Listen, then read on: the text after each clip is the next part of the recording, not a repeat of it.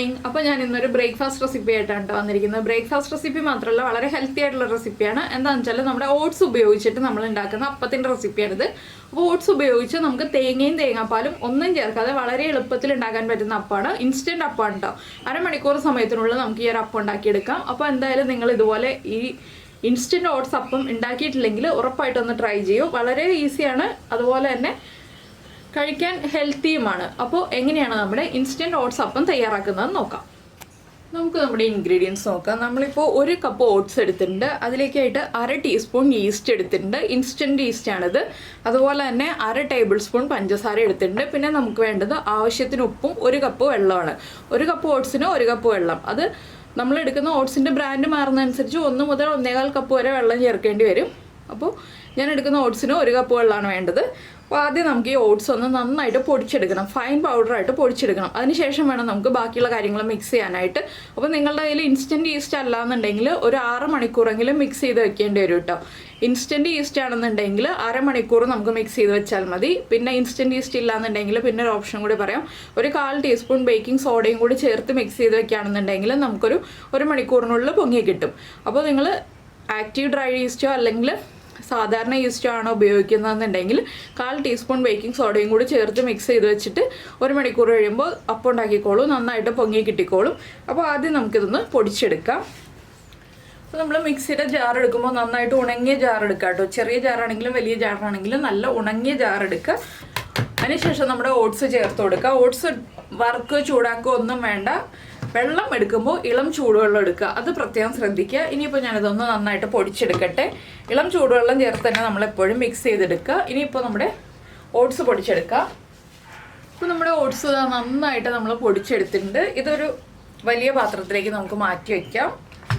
ഇത് അരിച്ചൊന്നും എടുക്കേണ്ട ആവശ്യമില്ല കേട്ടോ, നന്നായിട്ടൊന്ന് പൊടിച്ചെടുത്താൽ മതി. ഇതിലേക്ക് നമുക്ക് നമ്മുടെ ഈസ്റ്റ്, അതുപോലെ തന്നെ പഞ്ചസാര, ആവശ്യത്തിന് ഉപ്പ് വീണ്ടും നമുക്ക് ചെക്ക് ചെയ്തിട്ട് ആഡ് ചെയ്യാവുന്നതേ ഉള്ളൂ. ഇപ്പോൾ ഞാൻ കുറച്ച് ഉപ്പേ ചേർക്കുന്നുള്ളൂ. ഇതൊന്ന് മിക്സ് ചെയ്തതിന് ശേഷം നമ്മൾ റെഡിയാക്കി വെച്ചിരിക്കുന്ന ഇളം ചൂടുവെള്ളം ചേർത്ത് നന്നായിട്ടൊന്ന് മിക്സ് ചെയ്തെടുക്കുക. 1 കപ്പ് വെള്ളം മുഴുവനും ഞാൻ ഒഴിച്ചു കൊടുത്തിട്ടുണ്ട്. ഇതൊന്ന് നന്നായിട്ട് ഇളക്കി മിക്സ് ചെയ്തിട്ട് നമുക്കൊരു 1/2 മണിക്കൂർ റെസ്റ്റ് ചെയ്യാൻ വയ്ക്കാം. ഇപ്പോൾ ഇത് വെള്ളം കുറവാണ്, ഇനിയും നമുക്ക് വെള്ളം ചേർക്കേണ്ടി വരും. അതിപ്പോൾ തന്നെ ചേർക്കേണ്ട. എന്താണെന്ന് വെച്ചാൽ ഇനിയും നമ്മൾ ഇളം ചൂടുവെള്ളമാണ് ചേർക്കുന്നത്. അത് നമ്മുടെ മാവ് റെഡിയായി വന്നു കഴിഞ്ഞിട്ട് വേണം നമുക്ക് വെള്ളം ചേർത്ത് കൊടുക്കാനായിട്ട്. അപ്പോൾ ഇതിവിടെ റെസ്റ്റ് ആയിരിക്കട്ടെ. ഒന്ന് പൊങ്ങി വന്നു കഴിയുമ്പോൾ നമുക്ക് ബാക്കി വെള്ളം ചേർത്ത് റെഡിയാക്കിയെടുക്കാം. അപ്പോഴാണ് നമ്മളിനി ഉപ്പിൻ്റെ ആവശ്യം നോക്കിയിട്ട് ചേർത്ത് കൊടുക്കുന്നത്. ഇപ്പോൾ ഇതിവിടെ ഇരിക്കട്ടെ. അപ്പോൾ നിങ്ങൾ ഈ സമയത്ത് തന്നെ ബേക്കിംഗ് സോഡ ചേർക്കുന്നുണ്ടെങ്കിൽ ചേർത്ത് കൊടുക്കുക. 1/4 ടീസ്പൂൺ കേട്ടോ, അതിൽ കൂടരുത്. 1/4 ടീസ്പൂൺ ബേക്കിംഗ് സോഡയും കൂടി ചേർത്ത് കൊടുക്കുക. ഇപ്പോൾ നമ്മൾ നമ്മുടെ അപ്പത്തിൻ്റെ മാവ് റെസ്റ്റ് ചെയ്യാൻ വെച്ചിട്ട് 1/2 മണിക്കൂറായിട്ടോ. ഞാൻ അടച്ചു വെച്ചിരിക്കുകയായിരുന്നു, തുറന്ന് വെക്കരുത്. എപ്പോഴും അപ്പത്തിൻ്റെ മാവ് റെസ്റ്റ് ചെയ്യാൻ വയ്ക്കുമ്പോൾ അടച്ച് തന്നെ വയ്ക്കുക. ഇനിയിപ്പോൾ നമുക്ക് വീണ്ടും ഇളക്കി മിക്സ് ചെയ്തതിന് ശേഷം വെള്ളത്തിൻ്റെ അളവ് ചെക്ക് ചെയ്യുക. വെള്ളത്തിൻ്റെ അളവ് കുറവാണ്, നമുക്ക് വെള്ളം ചേർത്ത് കൊടുക്കുക. ഞാൻ വീണ്ടും ഇളം ചൂടുവെള്ളം തന്നെയാണ് ചേർത്ത് കൊടുക്കുന്നത്.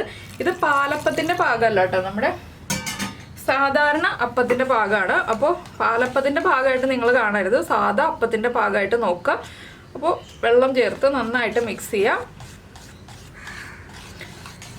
നമ്മുടെ ദോശക്കല്ലിൽ ഒഴിച്ചുണ്ടാക്കുന്ന അപ്പത്തിൻ്റെ പാകമാണ് ഈ ഒരു മാവിൻ്റെ കൺസിസ്റ്റൻസി. അപ്പോൾ ഇതൊന്ന് ഇളക്കി യോജിപ്പിച്ചിട്ട് ഉപ്പ് ചെക്ക് ചെയ്യുക. ഈ ഒരു സ്റ്റേജിൽ ഉപ്പ് കുറവാണെങ്കിൽ ഉപ്പ് ആഡ് ചെയ്ത് കൊടുക്കുക. ഇതുപോലെ ഒന്ന് ചെക്ക് ചെയ്ത് നോക്കുക. കുറച്ചുകൂടി വെള്ളം ചേർക്കണം. അപ്പോൾ ഞാൻ ലാസ്റ്റ് പറയാട്ടോ എത്ര വെള്ളം ചേർത്തു എന്നുള്ളത്. ഓരോ ഓട്സും കുക്കായി വരും. നമ്മൾ ഇളം ചൂടുവെള്ളം ചേർക്കുമ്പോൾ ഓട്സ് കുക്കാവുമല്ലോ, അതാണ് ഞാൻ വെള്ളത്തിൻ്റെ അളവ് ലാസ്റ്റ് പറയാമെന്ന് പറഞ്ഞത്. ഞാൻ ഇപ്പോൾ എടുക്കുന്ന ബ്രാൻഡ് ആയിരിക്കില്ല അടുത്ത പ്രാവശ്യം എടുക്കുന്നതെന്നുണ്ടെങ്കിൽ അതനുസരിച്ച് വ്യത്യാസം വരും. അപ്പോൾ എപ്പോഴും ഇളം ചൂടുവെള്ളം ചേർത്ത് തന്നെ മിക്സ് ചെയ്ത് റെഡിയാക്കി എടുക്കുക. അപ്പോൾ ഇത് ഒരു ഇളം മധുരം ഉണ്ടാവുള്ളൂ. നമ്മുടെ പാലപ്പത്തിനാണ് നല്ല മധുരം ഉണ്ടാവുക. ഇതിപ്പോൾ നമ്മൾ ഈസ്റ്റ് പൊങ്ങാൻ ആവശ്യമായിട്ടുള്ള ആ ഒരു 1/2 ടേബിൾ സ്പൂൺ പഞ്ചസാരയല്ലേ ചേർത്തിട്ടുള്ളൂ. ഇളം മധുരം ഉണ്ടാവുള്ളൂ, ഒരുപാട് പൊങ്ങി വരില്ല കേട്ടോ. സാധാരണ നമ്മൾ അരി അരച്ച അപ്പത്തിൻ്റെ മാവ് പൊങ്ങി വരുന്ന പോലെ ഒരുപാട് പൊങ്ങി വരില്ല. ഇത് കണ്ടോ, ഇപ്പോൾ നമ്മുടെ അപ്പത്തിൻ്റെ മാവിൻ്റെ കൺസിസ്റ്റൻസി കറക്റ്റായി. ഞാൻ 2.25 കപ്പ് വെള്ളം ചേർത്തിട്ടുണ്ട്. നിങ്ങൾ എടുക്കുമ്പോൾ വെള്ളത്തിൻ്റെ അളവ് കറക്റ്റായിട്ട് ശ്രദ്ധിക്കുക. വെള്ളം കൂടിപ്പോയിട്ടുണ്ടെങ്കിൽ കുഴപ്പമില്ല, കുറച്ച് സമയം റെസ്റ്റ് ചെയ്യാൻ വെച്ചാൽ മതി. കുറഞ്ഞു പോയിട്ടുണ്ടെങ്കിൽ നമ്മുടെ അപ്പം നമുക്ക് കറക്റ്റായിട്ട് കിട്ടില്ല. അപ്പോൾ ഇനി നമുക്ക് അപ്പം ഉണ്ടാക്കാൻ തുടങ്ങാം. ഒരു ദോശക്കല്ല് ചൂടാക്കിയെടുക്കുക. നോൺ സ്റ്റിക്കിൻ്റെ ആണെങ്കിലും ഇരുമ്പിൻ്റെ ആണെങ്കിലും ദോശക്കല്ല് ചൂടാക്കിയെടുക്കുക. ഞാനിപ്പോൾ ദോശക്കല്ല് ചൂടാക്കട്ടെ, അതിന് ശേഷം നമുക്ക് അപ്പം ഉണ്ടാക്കാം. ഞാനിപ്പോൾ ഒരു ദോശക്കല്ല് ചൂടാക്കാൻ വെച്ചിട്ടുണ്ട്. ഇരുമ്പിൻ്റെ ദോശക്കല്ലാണ് കേട്ടോ. ഇതിലേക്ക് ഞാൻ ചെറുതായിട്ട് വെളിച്ചെണ്ണ ഒന്ന് തടവി കൊടുക്കുന്നുണ്ട്.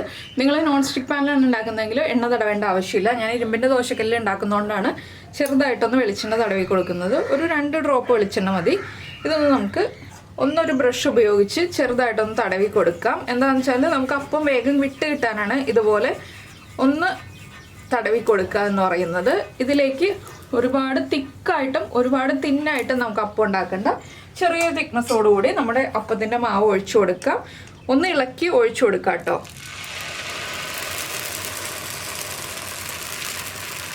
ഇനി ചെറുതായിട്ടൊന്ന് പരത്തി കൊടുക്കുക. ഇപ്പോൾ തന്നെ കണ്ടോ നല്ല പെർഫെക്റ്റ് ആയിട്ടുള്ള ഹോൾസൊക്കെ വന്ന് തുടങ്ങുന്നുണ്ട്. ഞാൻ ഹൈ ഫ്ലെയിമിലല്ല വെച്ചിരിക്കുന്നത്, ലോ ഫ്ലെയിമിൽ ചെറിയ ബർണറിലാണ് വെച്ചിരിക്കുന്നത്. ഇനി നമുക്കിത് ഒന്ന് ഹോൾസ് വന്ന് കഴിയുമ്പോൾ അടച്ചു വെച്ച് കൊടുക്കാം. ഒരുവിധം ഹോൾസൊക്കെ വന്ന് കഴിയുമ്പോൾ നമ്മളൊന്ന് അടച്ചു വെച്ച് വേവിച്ചെടുക്കുക. തിരിച്ചിടണമെങ്കിൽ തിരിച്ചിടാം, തിരിച്ചിട്ടില്ലെങ്കിലും അപ്പം പെർഫെക്റ്റ് തന്നെ ആയിരിക്കും. അപ്പോൾ ഞാൻ എപ്പോഴും ദോശ ഉണ്ടാക്കുന്ന ദോശക്കല്ലാണ് കേട്ടോ ഇത്. അതുകൊണ്ട് സൈഡിൽ കുറച്ച് ദോശയുടെ പൊടികളൊക്കെ നിങ്ങൾക്ക് കാണാൻ പറ്റും. കഴുകിയെടുത്തതാണ്. ഇപ്പോൾ ഹോൾസൊക്കെ വന്ന് റെഡി ആവുന്നുണ്ട്. ഫസ്റ്റ് അപ്പത്തിന് ഇത്രയും ഹോൾസ് വരുള്ളൂ. സെക്കൻഡ് അപ്പം ആകുമ്പോഴാണ് കൂടുതൽ ഹോൾസ് വരിക.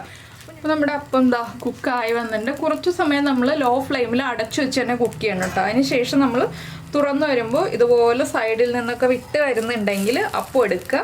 ഇല്ലാന്നുണ്ടെങ്കിൽ കുറച്ച് സമയം കൂടി വെയിറ്റ് ചെയ്യുക. ഇപ്പോൾ അപ്പം റെഡി ആയിട്ടുണ്ട്. ഞാനൊരു പ്ലേറ്റിലേക്ക് മാറ്റാണ്. ഇതുപോലെ തന്നെ നമുക്ക് ബാക്കിയുള്ള അപ്പങ്ങളും ഉണ്ടാക്കിയെടുക്കാം. അപ്പോൾ ആദ്യം ഓയിൽ അപ്ലൈ ചെയ്ത് കൊടുക്കുക. ഓയിൽ അല്ലെങ്കിൽ എണ്ണ കേട്ടോ.